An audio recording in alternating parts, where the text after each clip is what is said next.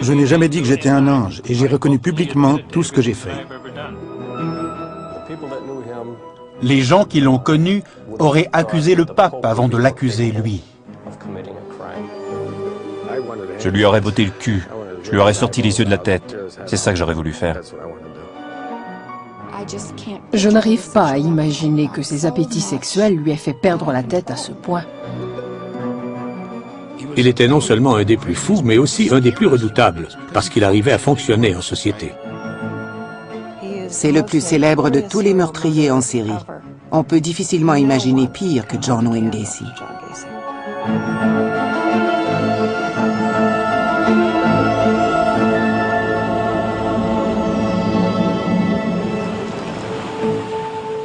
En 1998, à Chicago, vers la fin du mois de novembre, la police bloque partiellement l'est de la ville. Les journalistes et les curieux sont nombreux à se demander quelle incroyable découverte les attend. Les policiers ont été prévenus que le terrain derrière cette clôture aurait été utilisé comme cimetière par John Wayne Gacy, 20 ans plus tôt. Les enquêteurs creusent et fouillent la terre pendant des heures sans succès. Cette fausse piste est tout à fait dans la foulée d'un homme qui mystifie son entourage pendant qu'il assassine au moins 33 personnes. Gacy devait bien rire de voir les gens creuser comme ça, peu importe où il est en ce moment. Peut-être qu'il rit encore aujourd'hui, de voir qu'ils sont passés à côté de ce qui reste à trouver.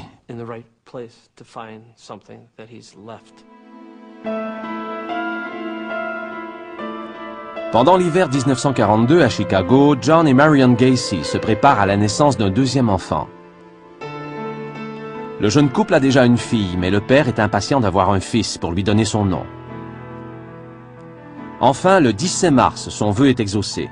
Marion donne naissance à un garçon et on baptise l'enfant John Wayne, en hommage à l'acteur préféré de Marion. 2 ans plus tard, les Gacy ont une fille, Karen. Les 3 enfants grandissent dans ce bungalow au milieu d'un modeste quartier de Chicago. Leur père vient d'une famille d'immigrants polonais et il est un vétéran de la Première Guerre mondiale. Il travaille comme machiniste, fabriquant des pièces d'équipement pour différentes entreprises. C'est lui qui était le soutien de famille. Il considérait sans doute que c'était son devoir de nous assurer un toit et de la nourriture. Mais ce n'est pas lui qui s'occupait de nous. Le père est un homme rigide et autoritaire, surtout envers son fils unique. Il aimerait que Johnny soit comme les autres enfants qui jouent à la balle, qui grimpent aux arbres et qui vont à la pêche. Le père de Gacy est un passionné de pêche. Il essaie d'initier son fils à ce sport, mais cela n'intéresse pas du tout le garçon. Johnny préfère cuisiner avec ses sœurs ou jardiner avec sa mère. Quand mon père le voyait jardiner dans les plates-bandes autour de la maison, il n'aimait pas cela. Pour lui, c'était une affaire de fille.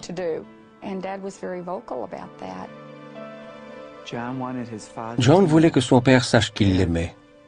Il voulait lui rappeler qu'il était son fils. Il aurait tellement voulu être accepté, tel qu'il était. Le père de Gacy ridiculise souvent son fils devant ses sœurs et les autres enfants du voisinage. Il n'arrêtait pas de l'insulter, de lui dire qu'il n'était qu'un bon à rien, qu'il ne réussirait jamais dans la vie. Les injures d'un père envers un fils peuvent être dévastatrices. Comme le père de Johnny est brutal et distant, le garçon s'attache particulièrement à sa mère. Maman était une confidente. On pouvait aller la voir et lui dire un tas de choses dont on ne pouvait pas discuter avec papa. Ça donnait à mon père l'impression d'être trahi. Il croyait qu'on lui cachait des choses. Marion est une vraie maîtresse de maison, mais son mari agit de façon tyrannique. Le couple se querelle souvent à propos des tâches ménagères et de l'éducation des enfants. Comme son mari buvait beaucoup, elle faisait d'autant plus d'efforts pour garder la famille unie. Lorsqu'il buvait, il devenait très colérique. Cela se retournait souvent contre John. À l'usine, le père de Johnny est transféré à la chaîne d'assemblage et à partir de ce moment-là, il se cache souvent dans le sous-sol pour boire du brandy avant le souper. Marion et les enfants attendent à table en silence, redoutant le moment où le père remontera les escaliers ivre-mort. Quand les enfants se conduisent mal, il les frappe avec une courroie de barbier. En fait, cela nous a appris à nous endurcir. Surtout John, il ne pleurait jamais. Cela faisait enrager papa, je pense. Johnny se sent isolé chez lui et il rêve de se faire des amis parmi ses camarades de classe. Or, il souffre d'un problème cardiaque congénital, ce qui l'empêche de jouer avec les autres enfants. Un jour, au cours d'une bagarre entre gamins, je me suis évanoui. Je suis resté inconscient pendant 10 ou 15 minutes. Puis nous sommes allés chez le médecin et on m'a dit que mon cœur avait une grave malformation. Le père de Gacy ne témoigne à son fils aucune sympathie. Il voit même son problème cardiaque comme un défaut de plus. Il multiplie les pressions sur le garçon pour qu'il réussisse à l'école. Johnny déçoit encore son père quand il commence à prendre du retard à l'école parce qu'il est souvent malade et qu'il reste à la maison. En 1954, à 12 ans, Johnny fait sa première vraie tentative pour s'intégrer aux autres garçons. Il s'inscrit chez les scouts. Il remporte des badges d'honneur pour la survie en forêt et la cuisine sur feu de camp. Pourtant, même s'il s'intègre aux autres et qu'il obtient du succès, Johnny sait qu'il est différent du reste de la troupe. La seule autre personne qui s'en rend compte, c'est Barry Boschelli, son meilleur ami. Un après-midi, Johnny joue avec son copain dans sa chambre à coucher et il lui confie un secret. Au fond d'un placard, dans un sac, Johnny gardait un slip et un soutien-gorge en satin qui appartenait à sa mère. Je lui ai demandé ce qu'il faisait avec ça.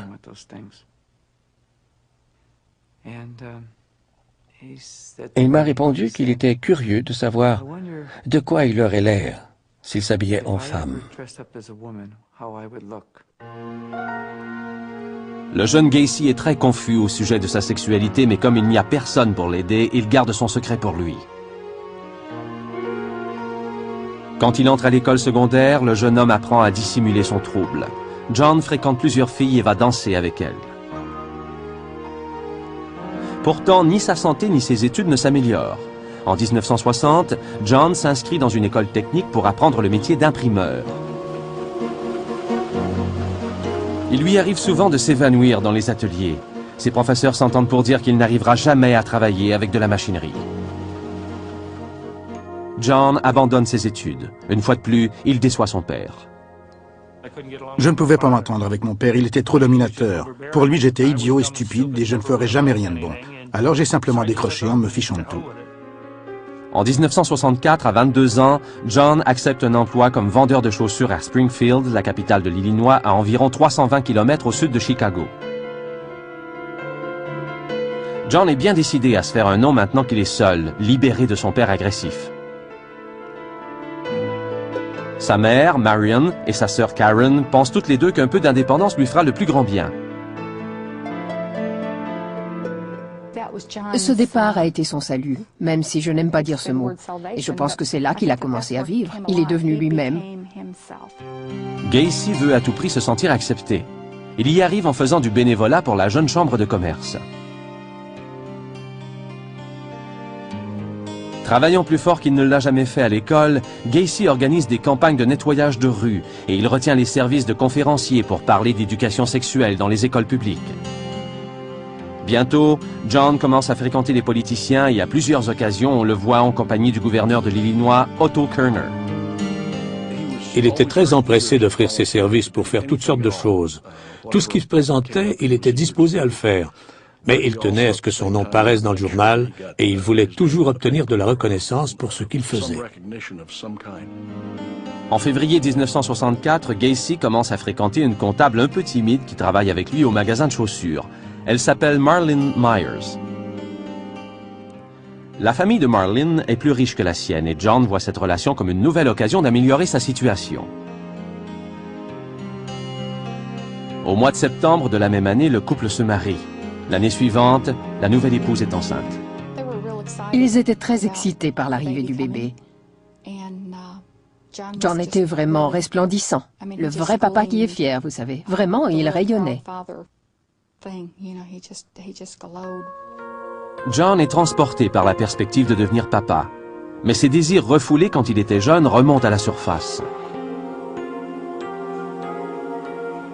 Le 24 février 1966, tandis que Marlene est en train d'accoucher à l'hôpital, John est dans un bar avec un collègue masculin. Nous sommes allés chez lui, nous avons pris encore quelques verres, et j'ai dû tomber ivre-mort. Je me suis réveillé, étendu sur son lit, complètement nu. Gacy a une relation sexuelle orale avec cet homme et le lendemain matin, il se sent à la fois euphorique et honteux. Il fait comme s'il ne s'était rien passé.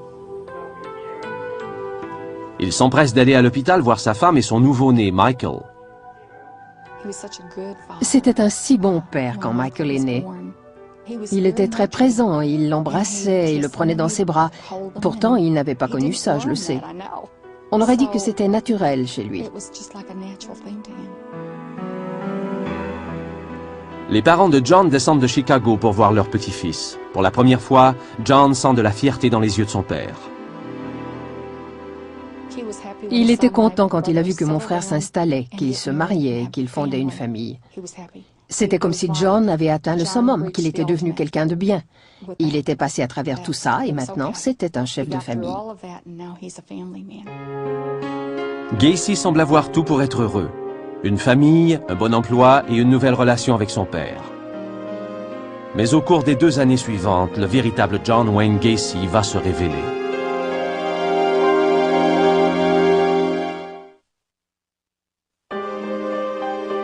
Vers le milieu des années 60, John Wayne Gacy s'est fait un nom en tant que jeune notable de Springfield, en Illinois, et son avenir est prometteur. Mais l'ambitieux chef de famille camoufle des pulsions sexuelles qui menacent de le ruiner.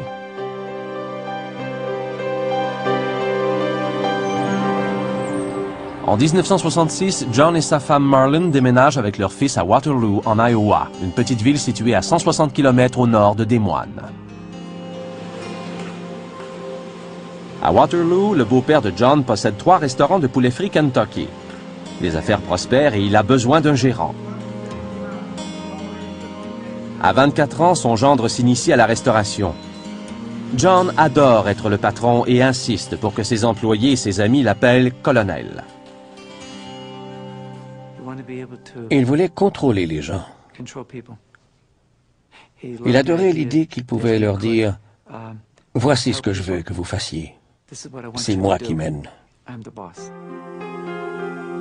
John travaille 16 heures par jour, mais il continue quand même à collaborer à la chambre de commerce.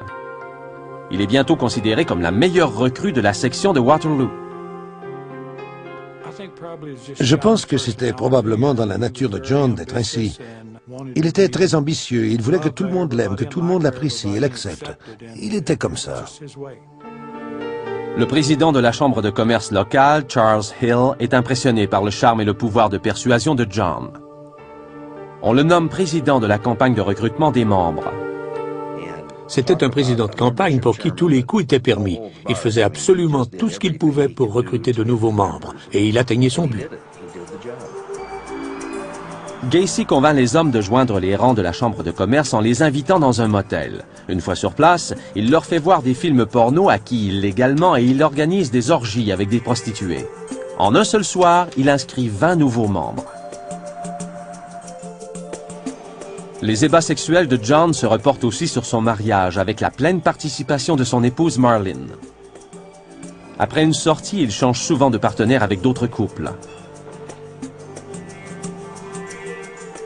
Quand Karen, la sœur de John, vient leur rendre visite de Chicago, son frère et sa belle-sœur lui révèlent leur petit secret d'alcôve. Il m'a dit qu'il ne rentrait pas toujours à la maison avec la personne avec qui ils étaient sortis. Je pensais vraiment que c'était une blague. Mais quand est venu le temps de rentrer chez eux, il a ramené une autre personne à la maison. C'est la première fois que j'ai eu l'impression de ne pas connaître mon frère. Et vous pouvez imaginer ce que j'ai pensé de ma belle-sœur. Les escapades sexuelles de John sont bien connues de la chambre de commerce de Waterloo, ce qui ne l'empêche pas de remporter assez de votes pour obtenir la vice-présidence de l'organisation et même d'être honoré en tant qu'homme de l'année. Vers 1967, il est élu président de la chambre de commerce et il a un autre enfant, Christine. Pourtant, il y a un aspect de Gacy que ni sa famille ni ses comparses ne connaissent, son appétit insatiable pour les adolescents. Un après-midi, tandis que Marlene et les enfants sont sortis, John invite Donald Voorhees, un jeune homme de 15 ans dont le père est aussi membre de la chambre de commerce. Gacy demande à l'adolescent s'il a déjà vu un film porno. Quand son invité lui dit que non, John installe le projecteur dans son sous-sol. Il saoule Donald pour lui enlever ses inhibitions. Ensuite, il s'impose au garçon.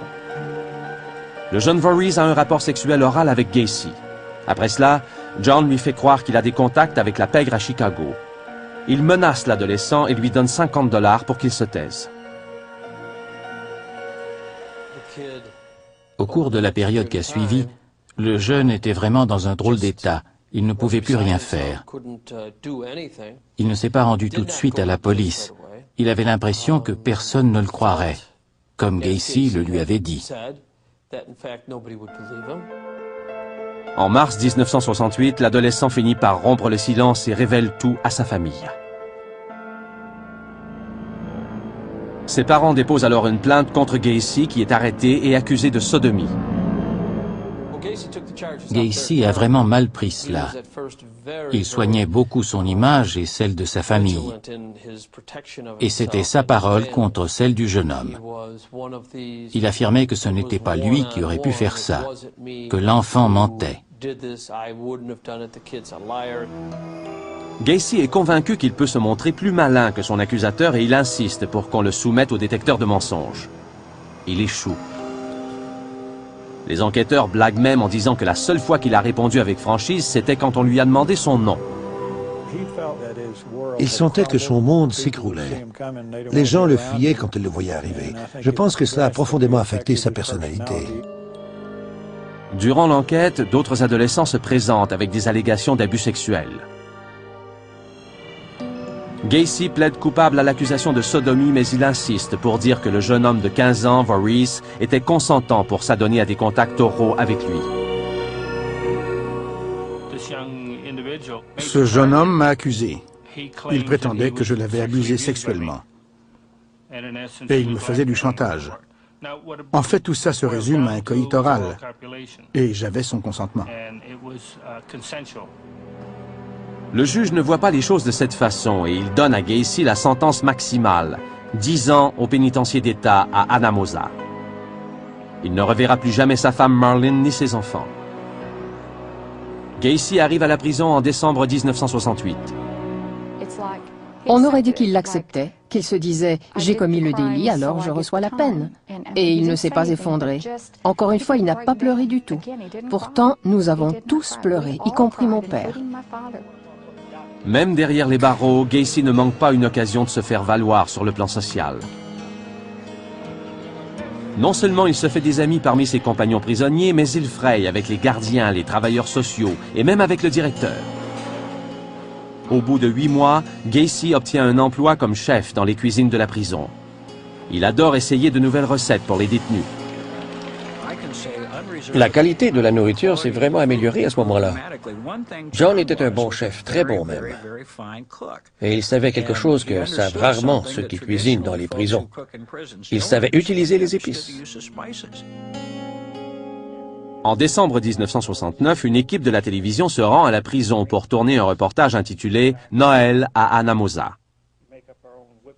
Dans ce document d'archives, on voit le chef cuisinier parler fièrement des mets qu'il prépare pour ses compagnons de détention. The men, with the exception of the turkey, which they get a generous proportion of, and the pumpkin pie that will be served, are allowed to take as much as they want to eat. The only requirement is that you eat what you take. Après cette entrevue, Gacy joint la chorale de la prison pour chanter un cantique.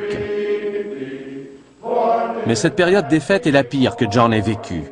À Chicago, son père est atteint d'une cirrhose du foie. Le matin de Noël, John Stanley Gacy meurt. La nouvelle terrasse son fils. Il est convaincu que son père est mort de honte à cause de sa condamnation pour sodomie. Il avait l'impression de lui avoir enlevé toute dignité. Il était rempli de remords. convaincu qu'il l'avait tellement déçu que cela l'avait tué. Bien souvent, nous nous sommes assis et nous avons parlé, et je lui disais, « John, ce n'est pas ta faute, c'était une maladie, papa buvait et c'est cela qui a provoqué sa mort. » La tristesse de Gacy se transforme bientôt en colère. Il se fâche contre les détenus qu'il soupçonne d'être homosexuels. Un après-midi, tandis qu'il marche pour réintégrer sa cellule, il repère 2 prisonniers qui pratiquent le sexe oral. Gacy donne un coup de pied au visage d'un des hommes. Il retourne ensuite à sa cellule. C'était quelqu'un qui se battait contre un démon intérieur qui n'avait rien à voir avec la haine des homosexuels, mais plutôt avec l'attirance qu'il ressentait pour eux. John a détesté la prison chaque jour où il s'y est trouvé. Après la mort de son père, sa personnalité s'est imprégnée d'une haine beaucoup plus forte, y compris celle-là. Le 18 juin 1970, les autorités de la prison le libèrent pour sa bonne conduite. Il a purgé 16 mois sur les 10 ans de sa sentence. Gacy revient à Chicago où il refait sa vie. Pourtant, plus Gacy étouffe ses besoins sexuels, plus il est à 2 doigts d'exploser.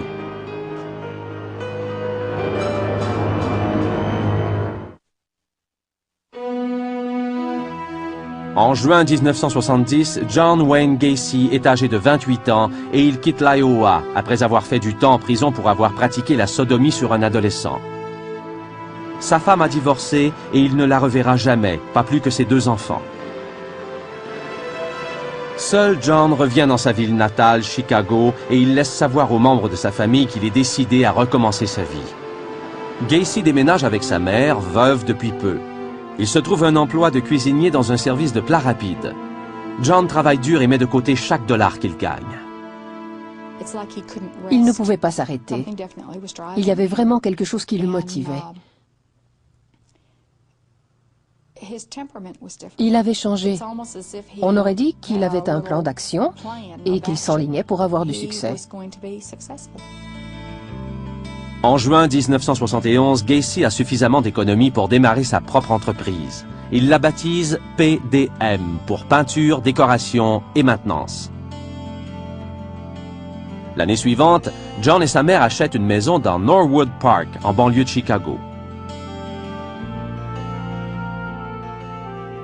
Bientôt, il a une copine régulière qui s'appelle Carol Hoff.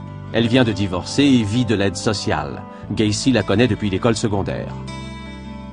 John confie à Carol son passé de bisexuel et de prisonnier. Cela la préoccupe bien sûr, mais elle est tolérante. Elle voit son compagnon comme un homme qui travaille fort et qui est attentif, et ses enfants l'aiment. Dès le début de leur fréquentation, ses 2 filles, Tammy et April, l'appellent papa. Il adorait les fillettes. Et je pense qu'elle l'aimait beaucoup aussi. Il n'y a aucun doute là-dessus. Sa relation avec Carol était faite autant d'amitié que d'amour. Pourtant, l'affection de Carol ne suffit pas à Gacy. Il ne peut retenir plus longtemps son attirance cachée pour les jeunes hommes. Quelque chose de profond en lui s'apprête à craquer. Le 2 janvier 1972, Gacy accoste un jeune homme de 16 ans, Tim McCoy, à la gare d'autobus. John lui propose de lui montrer les environs, puis il l'attire chez lui, où ils ont des échanges sexuels. Une fois terminé, Gacy attrape un couteau de cuisine et l'enfonce dans la poitrine de l'adolescent. Ensuite, il enterre le corps dans la cave de sa maison. Il n'avait pas vraiment prémédité de le tuer, mais je pense qu'après être passé à l'acte, il a connu un grand sentiment de puissance. Gacy arrive à agir comme si rien ne s'était passé. 7 mois plus tard, il épouse Carol. Elle emménage chez John avec ses filles. Sa mère s'en va pour laisser un peu d'intimité au nouveau marié. Peu de temps après le mariage, la relation de John et de sa femme commence à se détériorer. Il a encore envie d'avoir des relations sexuelles avec des jeunes hommes, peu importe où et comment il y arrive. Dans la soirée du 31 juillet 1975, Gacy est seul à la maison et il invite un de ses jeunes employés. John Botkovich a 16 ans et travaille pour Gacy depuis près d'1 an. D'abord, il prétend vouloir faire un tour de magie et amène le garçon à enfiler une paire de menottes. Le jeune homme a demandé à Gacy quelle était l'astuce. Il ne pouvait pas enlever les menottes. Gacy a fouillé dans sa poche et a saisi la clé, et il a dit que l'astuce consistait à récupérer cette clé. C'est alors qu'il commence sa torture sexuelle, la victime étant bâillonnée avec ses propres sous-vêtements. Après quoi, Gacy enroule une corde autour du cou de l'adolescent et il glisse un bâton entre les nœuds. On appelle ça un tourniquet, ça coupe l'air. Si vous voulez tuer quelqu'un, il suffit de placer le tourniquet sur son cou et de le tourner 3 ou 4 fois jusqu'à ce que la personne arrête de bouger. Il retire les menottes et dispose du corps. Maintenant, Gacy a tué 2 fois. Ses psychiatres en sont venus à croire qu'il a fallu retourner aux abus de son enfance pour comprendre le mobile de ses crimes. Il commençait à confondre le fait de mieux s'apprécier et le sentiment de puissance qu'il se donnait pour triompher des échecs de son enfance. Il faisait cela aussi pour céder à ses désirs et à ses besoins sexuels. Il aimait les menottes, il aimait blesser les gens, mais il le faisait plutôt pour expérimenter, pour voir comment les gens réagiraient. La double vie de Gacy prend forme. La famille, les amis et les associés n'ont aucune idée de qui est le vrai John Wayne Gacy. Non seulement est-il à ce moment-là un entrepreneur prospère, mais en plus, il distrait les enfants dans les hôpitaux. Il se déguise en clown qu'il appelle Pogo. Quand je me suis déguisé en clown, j'ai régressé à l'état d'enfant. C'était amusant d'être un clown, parce qu'on peut être soi-même ou simplement se laisser aller à faire des folies. Gacy tâte même de la politique dans le comté de Cook, et on le nomme responsable d'arrondissement. Il aidait les gens. C'était le vrai type classique des responsables d'arrondissement. Si les gens avaient besoin de quelque chose, il le leur procurait. S'ils avaient besoin de faire accomplir des travaux de construction, il les faisait ou trouvait quelqu'un pour le faire. Tout le monde connaissait John Gacy. Cependant, l'horaire très chargé de Gacy mine son mariage. Il a cessé d'avoir des rapports sexuels avec son épouse, Carol, et le couple se dispute constamment. Un après-midi de 1975, John réprimande Carol pour avoir dépensé trop d'argent. Après avoir été mariée 3 ans avec lui, elle demande le divorce et quitte la maison avec ses filles. Âgé de 33 ans, de nouveau célibataire, Gacy est désormais comme une bête sauvage sortie de sa cage. Sans femme et sans enfant, il reprend sa chasse aux jeunes hommes. Gacy kidnappe des garçons, quelquefois sous la menace d'un revolver, et les conduit dans sa maison de banlieue où il les viole et les tue. Mais il se fatigue à creuser des trous dans sa cave. Il veut que les tombes soient déjà prêtes. Gacy engage un employé qui ne se doute de rien, David Cram, pour creuser des tranchées. Il prétend qu'il doit faire des travaux de canalisation et il insiste pour que le jeune homme creuse le sol seulement dans les zones qu'il a indiquées. Il dessinait les tranchées et il me disait « Ça y est, c'est ici que tu vas creuser. Ne change surtout pas la trajectoire. » Il faisait aussi des commentaires sur le temps que ça me prenait. Il descendait pour voir comment je me débrouillais, comment ça allait, combien de temps ça me prendrait. Cram loue la chambre d'amis dans la maison de son patron. Un soir, en rentrant à la maison, il trouve Gacy saoul et habillé en costume de clown. Gacy invite Cram à prendre un verre. Les hommes boivent ensemble et alors Gacy fait à Cram le coup des menottes. Il riait comme un enfant. Et j'étais là, debout, regardant un homme en costume de clown qui riait de moi parce que j'étais attaché. Alors, je lui ai dit que s'il ne m'enlevait pas ces affaires-là, j'allais lui botter le cul. L'adolescent voit alors un côté de son patron que peu de gens vivants ont eu l'occasion de raconter. C'était exactement comme si un commutateur s'était éteint au milieu de la conversation, au milieu d'une phrase ou d'une pensée. Il a commencé à grogner comme un chien enragé. Gacy assène un coup à Cram et le fait virevolter autour de la pièce en criant « Je vais te violer ». Malgré les menottes, Cram réussit à envoyer Gacy au plancher. Il réussit à attraper la clé et s'enfuir de la pièce. David Cram déménage immédiatement. Les autres n'ont pas eu cette chance. Vers la fin de 1977, Gacy a tué 19 jeunes hommes dans sa maison et pendant tout ce temps, il maintient soigneusement sa double vie. En mai 1978, le voici de nouveau sous les feux de la rampe. Il organise la parade du jour de l'indépendance polonaise à Chicago. L'invité d'honneur est nul autre que la première dame du pays, Rosalind Carter. Ce soir-là, le tueur en série se retrouve à quelques centimètres de l'épouse du président. En décembre, Gacy commet un meurtre à toutes les 2 ou 3 semaines. Il ne semble pas vouloir s'arrêter jusqu'à ce qu'une enquête sur les jeunes disparus conduise la police à la porte de sa maison.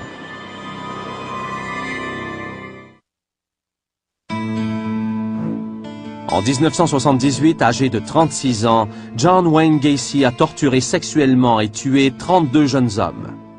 Il a réussi non seulement à cacher ses crimes, mais à conserver à Chicago sa réputation d'homme d'affaires et de leader social. Le 11 décembre, Gacy rencontre un client de sa compagnie à la pharmacie Nissan dans la banlieue de Des Plaines. Gacy soumissionne pour un travail de rénovation. Vers l'heure de la fermeture, il enlève un jeune homme de 15 ans, Rob Peast, qui travaille à la pharmacie. Gacy l'attire dans son auto en lui promettant un emploi mieux rémunéré dans son entreprise. Personne ne reverra cet adolescent vivant. Il devient la 33e victime de Gacy. Le lendemain, des témoins présents dans la pharmacie disent qu'ils ont vu Peast pour la dernière fois avec Gacy, à la suite de quoi la police le questionne sur la disparition du garçon. Il disait qu'il était à la pharmacie, mais qu'il ne l'avait jamais vu, et qu'on se trompait d'homme.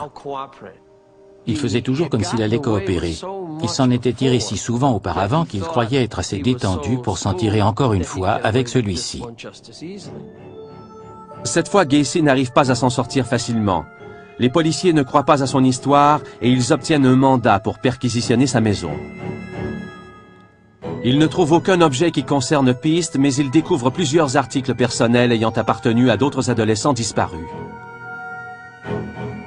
Gacy est désormais considéré comme un suspect.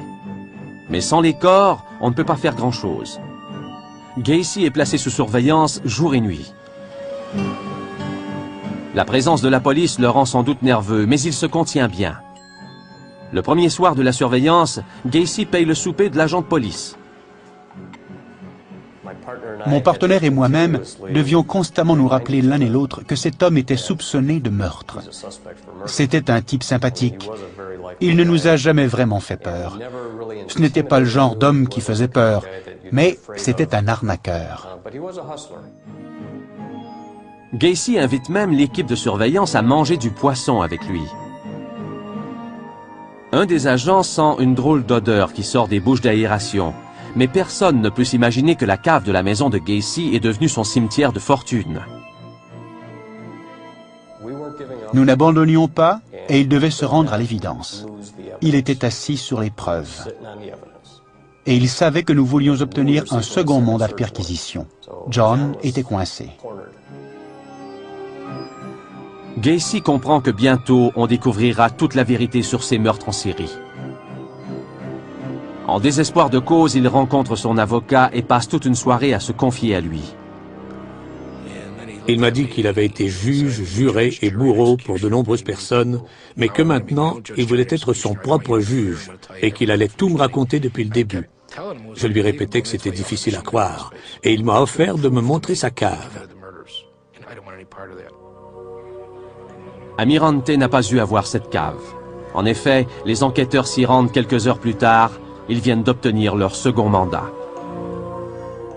Quand ils descendent à la cave, ils déterrent rapidement un os humain. Le 21 décembre 1978, John Wayne Gacy est arrêté pour meurtre. À la station de police, Gacy semble bien prendre la nouvelle et il fait même des blagues avec les policiers pendant l'interrogatoire. Quand les enquêteurs lui demandent où il est né, Gacy lève les yeux au ciel et déclare qu'il est né dans un état de confusion. La photo d'identité saisit Gacy en train de sourire de son mot d'esprit.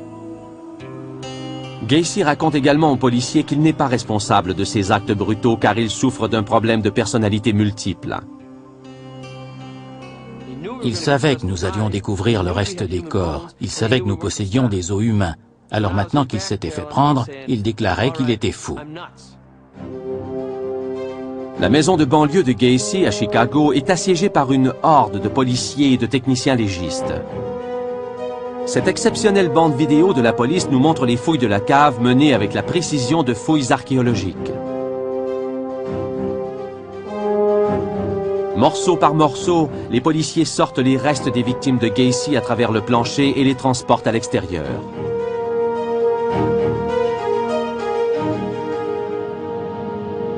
C'est à ce moment-là que le monde entier entend parler de John Wayne Gacy comme le pire tueur en série de toute l'histoire des États-Unis.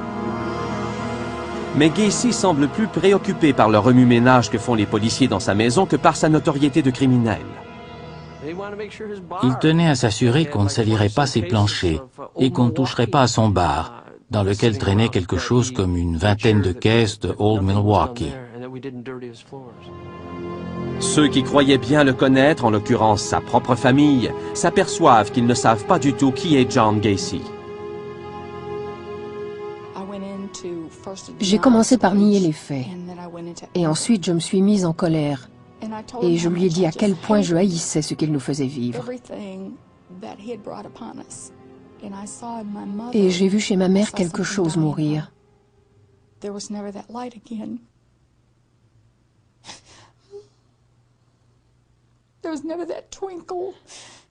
À partir de ce jour-là, il n'y a plus jamais eu d'étincelle dans ses yeux. C'était comme si quelqu'un avait éteint la lumière. Elle me disait, « Je suis une mère, je l'aime.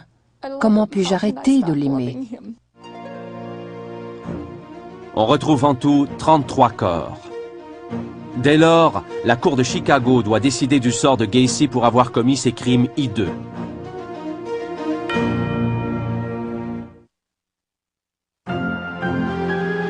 En février 1980, John Wayne Gacy, âgé de 37 ans, subit un procès à Chicago pour les meurtres de 33 jeunes hommes et garçons.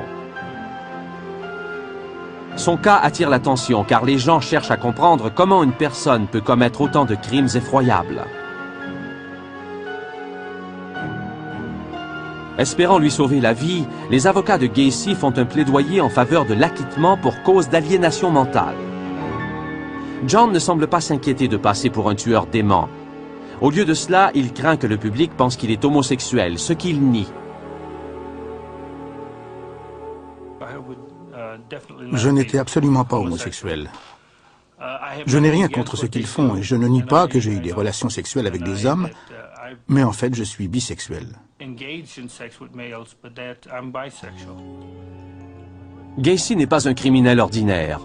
Même les experts en psychiatrie qui témoignent à son procès sont déroutés par sa personnalité complexe.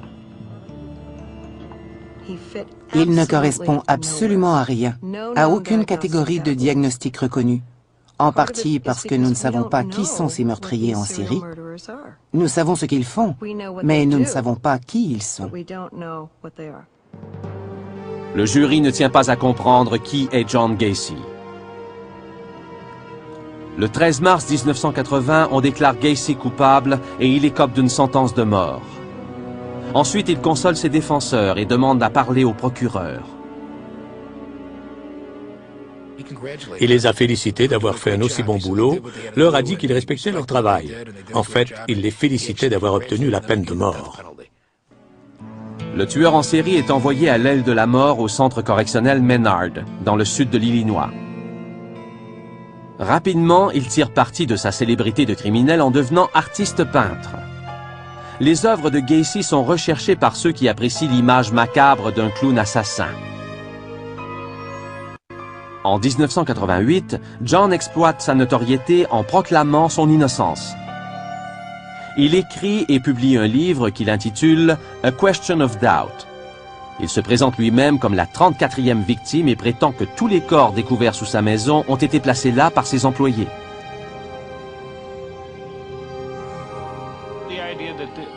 Quelle idée de croire que je suis un homosexuel, un tueur en série, que je traînais dans les rues, que je traquais les jeunes garçons et que je les massacrais.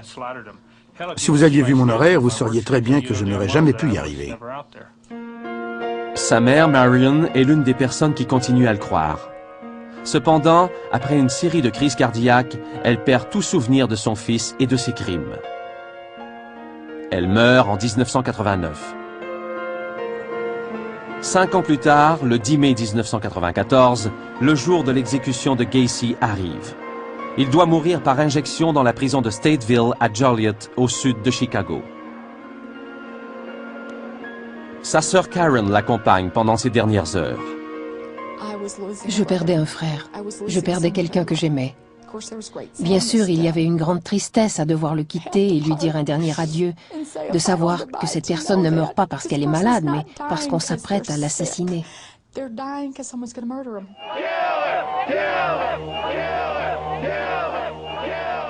Des centaines de personnes se réunissent à l'extérieur des murs de la prison pour célébrer l'exécution de Gacy.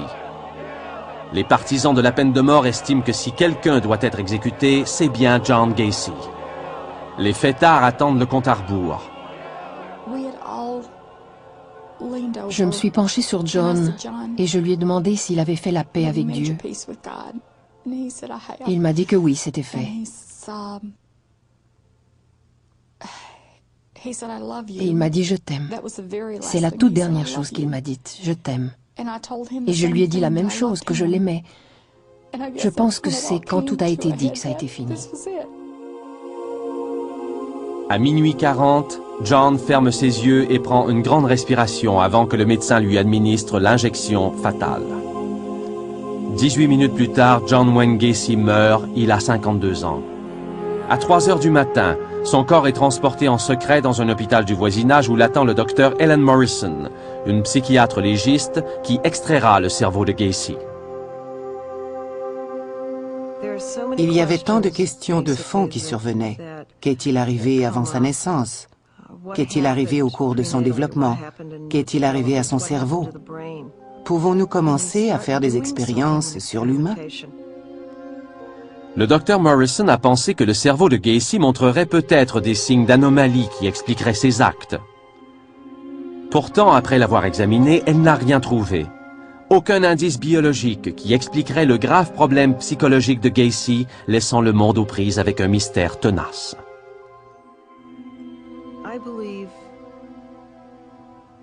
Je crois fermement que ce que nous ignorons sur John Gacy est beaucoup plus vaste.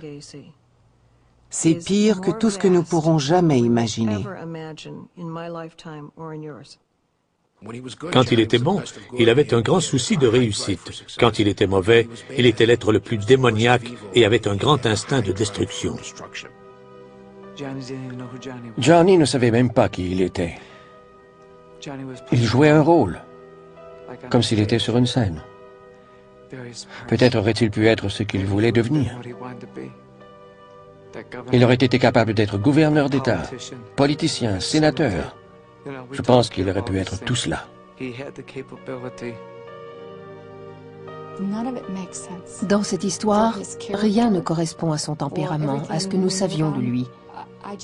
Je n'arrive pas à m'imaginer que ses appétits sexuels lui aient fait perdre la tête à ce point. Je ne pense pas que nous connaissions vraiment les gens et qu'il y ait un moyen de savoir ce qui se passe à l'intérieur d'une autre personne. C'est un peu affolant de penser que nous ne savons pas. Et pourtant, nous ne savons vraiment pas, tout simplement.